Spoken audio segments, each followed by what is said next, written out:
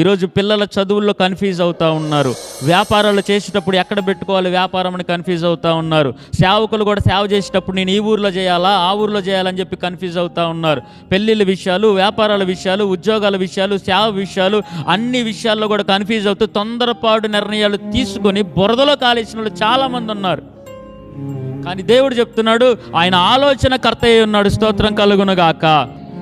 1 సమూయేలు గ్రంథం 30వ అధ్యాయంలో దావీదు భక్తుడు వాళ్ళ భార్య పిల్లల్ని అక్కడ ఉన్న వాళ్ళందరినీ ఎత్తుకొని వెళ్ళిపోతూ ఉంటారు.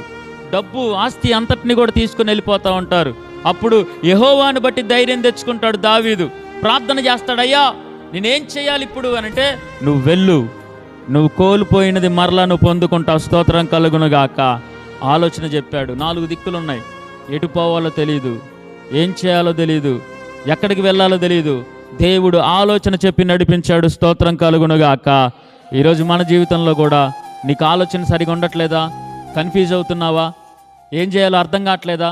ఎటు పోవాలో ఏం చేయాలో అర్థం కావట్లేదా? రాత్రి అంతా కూడా పండుకొని ఆలోచిస్తూ ఉంటావు. తెల్లారితే ఏంటి నా పరిస్థితి, ఏం చేయాలి, నా పిల్లల పరిస్థితి ఏంటి, నా కుటుంబ పరిస్థితి ఏంటి అని నువ్వు అనుకుంటున్నావా? ఆలోచన కర్త అయిన వాడు నీకు ఆలోచన చెప్పి నడిపించునుగాక.